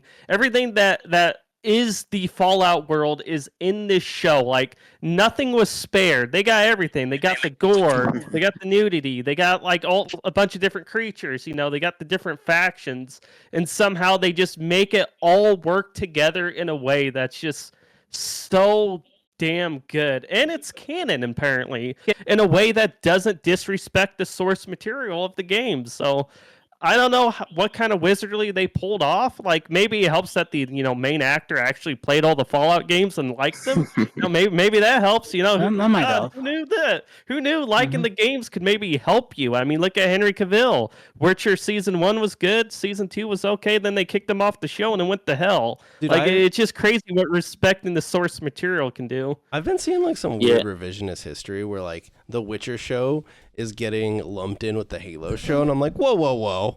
The Witcher show was good. It just went off the rails and got kind of poopy. Yeah. And like I stopped watching through season 3 because I just like didn't care anymore. But the first 2 seasons, especially the first season, good ass show. The Halo show just sucked from the beginning. It sucked out the gate. So going back to what you said, Rash, about Showtime Paramount. So to give you an idea of how like shitty things went, and like it doesn't excuse anything. They should have made a great Halo show with Microsoft's power and all the money they made from Halo. But anyway, back in I forget exactly when, in 2021, they moved it from Showtime to Paramount, and then before that, in 2019, they finally got like new showrunners who had a better grasp with the show, I think.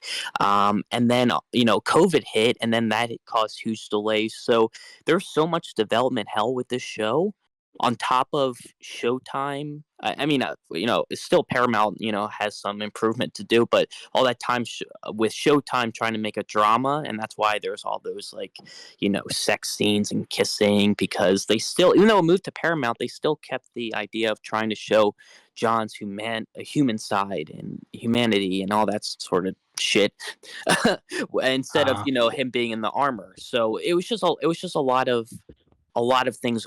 Everything went wrong, basically. Yeah. I just did a quick Google search because I was curious, like, what all Showtime, like the shows people consider good on Showtime. And yeah, you scroll through, there's not like a single action or like sci-fi show on here. It's all like dramas, or like crime dramas, Which I'm not gonna. There's some bangers on here. Like they did Shameless. They did Weeds, dude. What a great show. But not for Halo. No. Yeah. Obviously, they missed the ball. But yeah, it's just it's another like disappointment because it's like obviously, I mean we've seen what a good show did for Fallout, right? It literally revived an entire game that most people had written off years ago, and it's now like hitting its peak player base ever. Multiple games. Fallout 4 is popping off again. Even like New Vegas and 3 are getting a bunch of players, and it's like well, look at it this way: 1 million different players jumped on 76 in one day, and over 5 million across all Fallout games. Like that's actually crazy, considering how old they all are. Now, how many of these people do you think are like returning Fallout players, and how many of them are actually just like new fans? I think there's a ton of new ones just because I think the Prime membership or whatever gave people a bunch of the Fallout games to play, like 76. So I think there's a ton of new players, and you could see that with like their levels. Like I jumped on 76 the other day, and there's level 1s running around everywhere who are clearly new to the game and don't know what they're doing. But for the returning players that I've talked to, because I have a small group I used to play with, a lot of them they're like, wow, this game has improved a lot. Like this is a lot better. Like this is actually it's still not perfect, but it's a good game now. Like I don't think 76 is a bad game now. It's a good game, not a great game, but it's a good game. So it just shows you what a good show. You know, I tweeted about this. You know, a good TV show and dedication to a game of fixing it, almost kind of like No Man's Sky, can do for a game. And obviously that doesn't always happen. But I don't know. I just thought it was really cool to see that kind of turnaround for 76 and just kind of Fallout in general, since it's been so quiet lately for Bethesda. I mean, the only thing that's like for a little a little goofy to me, for lack of a better term, is just that, like, yeah, I'm sure there are a lot of new players trying out Fallout for the first time because they enjoyed the show. But as for like all the people like returning to it, I'm just kind of like, these games were here this whole time. Like, if you're enjoying these games and you think they're great games, I mean, you could have been playing them this whole time. I just think it's kind of silly that you needed a TV show to get you to play it. Like they were right there. Like, are you telling me like, there could be tons of people playing like, Halo right now, but they need a TV show to get them hyped up to play it? Like, that's just weird. Like, hey, the biggest damage to if you Halo enjoy was a the game, TV go show. play the game. Like, why do you need a TV show for it? It's like Fallout 76 definitely is better with friends, and for some of them, it's like they log on and they want to play the game, but it's like no one else is on, and now it's like, okay, now I'm getting some friends to jump back on, and I'm getting some new friends who've never played a Fallout game, and now you're able to like, hey, we got this group on, get back on, let's run some, let's go kill some mutants or something for old time's sake, and then it's like, hey, what do you know? This game, why did we stop playing this, or why didn't we return to this sooner? Like it is silly, but it's just, I don't know, people are weird, right? Like they're like sheep. Like they gotta follow the flock to whatever's cool. Like we see this all the time, so it's just, I don't know, it's weird. I think it just makes sense. I mean, when you just have a lot of people talking about something, like interest raises, you get reinterested in the lore, and you're like, oh, it'd be fun to go play again. Or like, if you hadn't played them very much, you're like, oh, the lore of Fallout's actually pretty cool. Like, what if I go actually explore this myself a bit? And so, like, I don't know. I think it makes sense. But like, it gets you at the intrigued TV show. to try a game that maybe you wouldn't have played, or like maybe you already played it. Yeah, I just look at the TV show as like its own thing. Like, I mean, if you've played the game and you played it and you had your time with it and you dropped it, and now you're watching. I mean, and if you enjoy the show, I mean, like the show is its own thing. But I just feel like it's just I don't know. I don't rely on like shows to get me to play games. I play games that I want to play. I will say the show is canon, and it is going to lead to Fallout 5. And I know some people, like some lore people, are going back in and trying to see where they can kind of connect the dots between the show and the game. But if you played the game, then why do you need the show to get you interested in the lore? Like you should already be interested in the lore and want to experience more of that just from what you played in the game. I don't know, because people are weird. They I'm need just reasons saying. to do stuff. Like I can't think of a single. Why doesn't everyone just jump back on Halo 3 and play classic Halo? Because it's better. Mm. I don't know, because there's no new content and no one cares. Yeah, well, Not wrong. I'm sure they'll drop some new Halo 3 updates soon, dude. It's about time. It's about time for the post game we return to Halo 3 because the new Halo game failed us movement, so it's coming any day now. We'll be moving back any day, so it's about time for the third coming. And if it happens, so be it. I mean, Halo 3 is just a timeless game like Counter-Strike is. Yeah. It just looks weird because there's all these newer Halo games after Halo 3, and people are still playing like the 2007 Halo game. But honestly, like I said, it's just as timeless as a game like CS, and I don't think people like look at that as weird that you're playing this game that's as old as however old Counter-Strike is. Mm-hmm. Yeah. All right. So recently, I'm sure you guys have seen, but besides playing El Dorito, I've become a mega boomer, and I bought an Xbox just to play old games. So I've been playing the old Gears games, and you know what's going to get announced? Don't just say Xbox. What Xbox did you buy to play old 360 games? I bought a Series X, and the only games installed on it are the old Gears of War games, the old Crackdown games, and some other three. There's not a single game other than Halo 5 and the Halo Wars Definitive Edition that came out post 360 that's currently installed on my Series X. So the reason for that is because of an FPS boost or something? I mean, pretty much, yeah. Okay, so here, if I was gonna go back, I was looking like, obviously I could have found like maybe some. I tried my Facebook Marketplace in my area isn't that great. I don't live in like a giant city, but like I tried looking a bit, right? And so a Series X was $450 at Target, all right? An Xbox 360, now that's going all the way back. I could have picked that up maybe 100, 150. That probably would have been a smart decision. But then, I am playing in old, like, not even 720p sometimes, and it's 30 FPS. Then there was the option of buying, like, an Xbox One X, But the problem with that is that they're still like $250, $300. Like at that point, just pay the extra money and get Series X, Mm-hmm.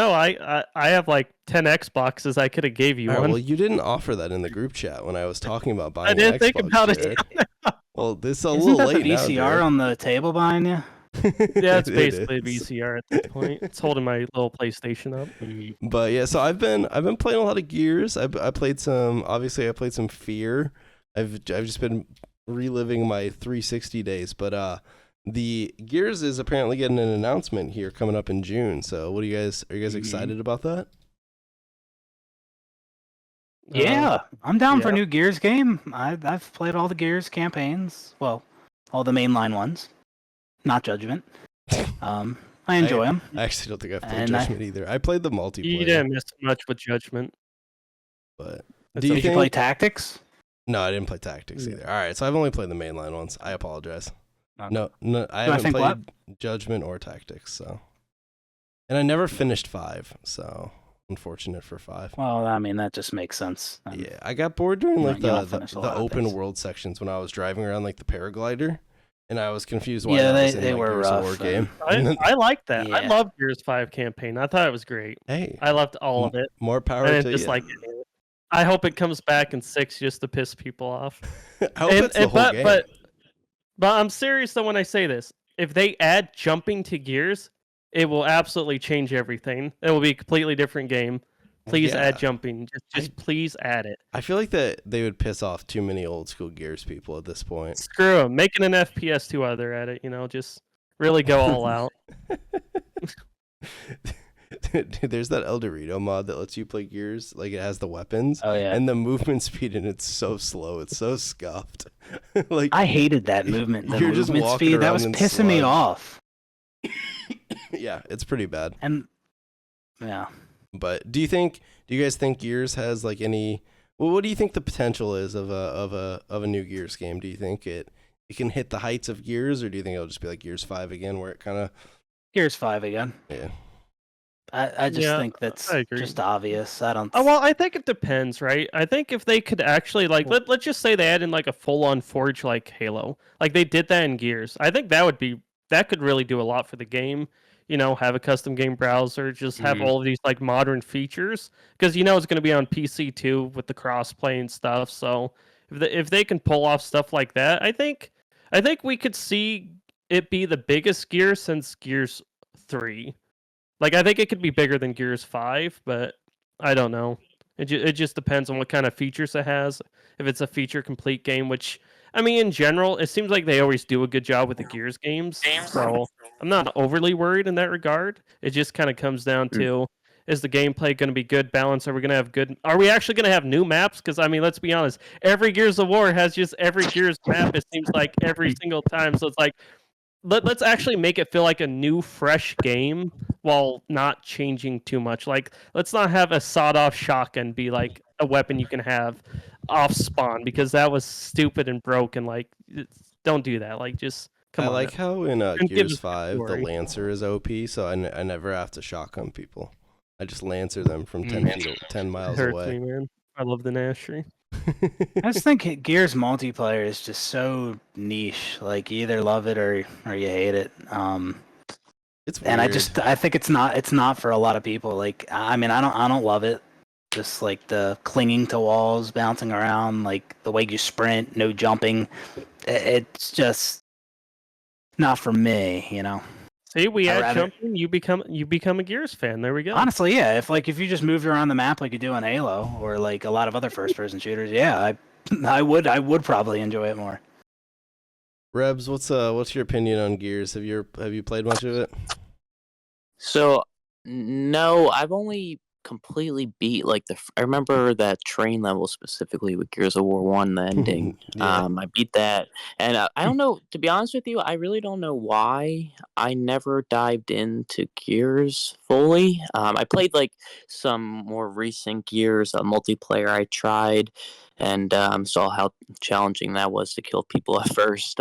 But it's not a bad game at all. But yeah, I really don't know why. I never dived into it much, but I've been hearing the same rumors about, Gears of War. Some things are in development or will be shown soon, probably at that showcase in the summer, whenever that is. And I think it would be huge I think Xbox needs an old school, or not old school, but like an OG franchise, top franchise like Gears, to just get the discussion back on Xbox and put Xbox back on top, or help it gain some traction, I should say. And just like with Halo, I can't wait for that day to come for the next one. Hopefully that's good. But yeah, I'm very intrigued to see, because what I've been hearing, probably what you have been hearing as well, is that this next Gears is visually speaking, it's going to look incredible. And the Coalition, who works on Gears, they have their own team who helps other developers or studios across Microsoft develop or learn how to use Unreal and adapt it for their new projects. And that could be what's happening with Halo right now, actually, with the next game, because they worked on Halo Infinite, actually, the Coalition. So I'm very interested, especially with the visuals of this next Gears. Yeah, I feel like Gears has always been a very, very visually appealing game. Like it's Mhm. even all the way back to like the first Gears game. Obviously, it's old now, but like back in 06, dude, that game looks sick. And I feel like it's definitely something that Gears has always kind of been on top of. Is like for a console like Xbox game, it's always been like top of the line graphics with obviously like the more gritty gore aesthetic, but the graphics have definitely been pretty sick. But yeah, you brought up a decent like talking point there. Do you think, obviously Xbox has been doing some weird stuff. It seems like the whole brand of Xbox seems like it's like up in the air. Like, are they going to be a hardware company? Are they just going to be a publisher? Like all this stuff. Do you think that Xbox as a brand needs like an OG franchise like a Gears or a Halo, or do you think like Fallout's obviously popping off again, although it's going to be so long before a new one. That's probably like they're not going to capitalize on it, but like eventually it's going to drop a new game. Eventually, like some of these studios that Xbox has bought up are going to drop games. And do you think that like these new studios can just completely replace like the Gears and Halo spot in like the Xbox pool, or do they need like for the, because to me when I think of Xbox, right, I think of Gears and Halo. I understand they own Bethesda, I understand they own id, and they bought up all these companies, but to me, like, even though those are technically Xbox games, I still don't like, they don't feel like an Xbox game. They just feel like a game that Xbox purchased. Like Call of Duty. Call of Duty's massive, but to me it's not an Xbox game. It's just Call of Duty. Xbox just happens to own them now, right? So like I feel like if Xbox wants to get back on track, they have to get their IP that they actually like home grew way back in the day. I understand like they bought Bungie, but whatever at this point. Moot point. I feel like they got to get their own IP in order. Like they have to get something that they brought from the ground up to pop off again, and then you have all these other studios to like to fill in and like help like put it over the top. But they need like their OG IP to actually do something, or even like a reboot, like a Perfect Dark, where like they have Rare. So like, even though Rare's not working on it, so I guess that's irrelevant. But like, well, yeah, what do you guys think like Gears or Halo needs to be successful for Xbox, or can they just kind of replace it? That's tough. Well, personally, I've just seen like with Starfield, Redfall, or whatever the hell it's called, just all these games, like with trying to create a new IP and something new and exciting, and they're just like failing, and it's a lot of the issue is becoming harder to develop games, and these companies are still facing issues they haven't been able to resolve yet, so whatever. But yeah, I think eventually these games will be replaced. It's just taken a while because, again, with new hardware, with new trying to improve from the last game or improve over other games, especially it's just harder nowadays, and they need to figure out how to develop it without facing all these problems, because I've found out that Starfield had similar issues with Halo's development, with too many people and not collaborating enough, and it just seems like that's just too common of an issue still. But eventually I think there will be a new IP that takes control. It's only a matter of time. Yeah. Jared, how do you feel?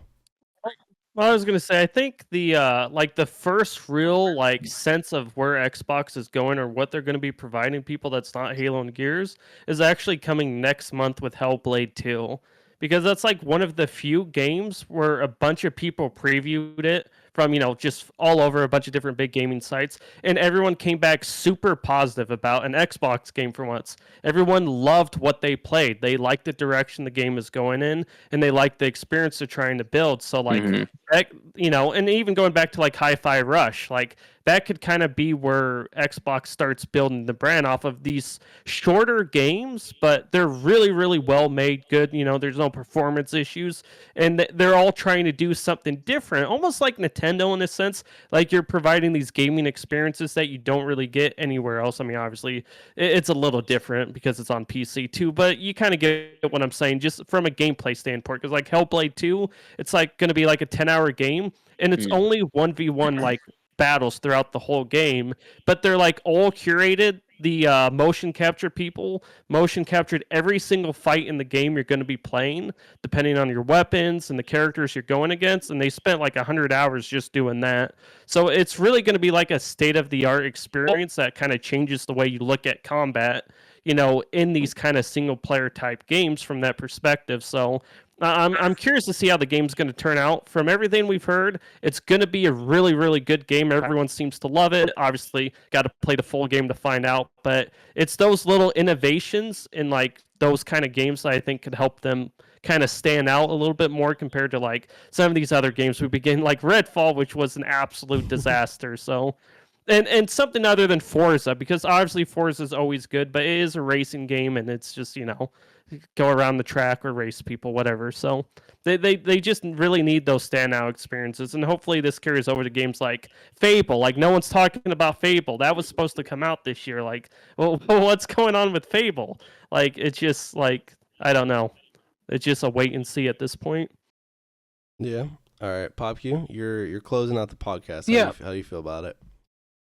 No, I do think these big first party games for Xbox, like Gears or Halo, I do think they can be replaced. I don't think it's likely, judging by the games that we've been getting recently and over the last several years. But I do think the decline of Halo is a big part of the decline of Xbox. Like, I mean, Halo really did sell consoles. I mean, there were tons of people buying original Xboxes for a game as goated as Halo 1 and then Halo 2 with Xbox Live. Like, these were huge games exclusive to Xbox. I don't like exclusives, but I do think that is a big reason why Xbox was as successful as it was. I mean, it may not have been successful at all if it wasn't for Halo. And with Halo's decline and I guess and this lack of interest in Halo, it makes sense that there'd be less people buying Xboxes. So I do think there could be another IP that comes along and replaces it. Of course, that's possible. It just doesn't seem likely. Yeah, and I think people underestimate like how much of an influence Halo's decline has had on the Xbox brand. Yeah. No, I'm right there with you. I mean, I think a big you can track like the decline of Xbox or decline, but like it tracks the same as like Gears and Halo and even Fable. They kind of all fell off at the same time. But alrighty, well, I think that'll kind of do it for the podcast. We've been going for a bit. Rebs, I appreciate you coming on. Before we close out the pod, do you have anything else you want to say or let people know what you're up to these days? Or going to be up to, I guess. Sure. So yeah, again, I'm just gonna keep focusing on. Hopefully, I can create some exclusive reports on the future of Halo. I spent so much time on focusing on the past and trying to uncover some what went wrong with Halo Infinite, and I accomplished that to some degree. And I feel like it's time for me to move on and just and focus on the future. So that's what I'm going to be doing from now on. I continue to bang out some other videos. Not just Halo related. Once Starfield finally gets some word and some new mods and content, I'm going to be talking about that. And in regards to Halo, one last thing I'll say is unfortunately it looks like for exciting content we're just going to have to wait until the next Halo game, and there will be some new things for Infinite, that will draw some players back or, provide some entertainment. But in the grand scheme of things, the real excitement won't come until, I believe, the next Halo game. So keep on being patient, stay tuned. And lastly, thank you so much for having me. It's been a pleasure. My first gaming podcast, actually, since I've started Twitter. So great experience. It was a great time. And I look forward to doing more. Yeah. Appreciate you coming on. PopQ, what are you up to? You gonna upload another video? Maybe, but unlike Rebs, who is looking to the future, I'm gonna stay stuck in the past and just playing Halo 3. So yeah, that's where I'm at. Cool. All right, Jared. So you said you were gonna have a video out next week, right? Yep, it'll be on Stellar Blade, and I promise the entire video I will have both hands on the controller when reviewing it. But yeah, I'll be reviewing Stellar.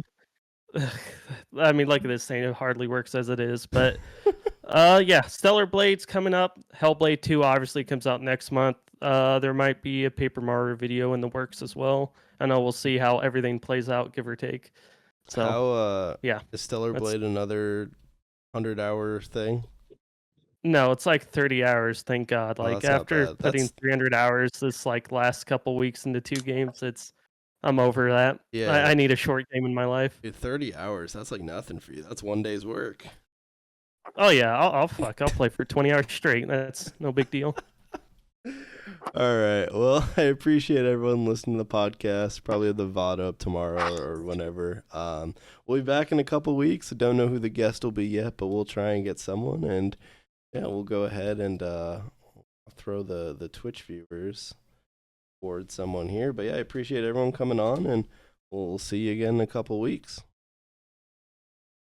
All right. Hell yeah. Hell yeah.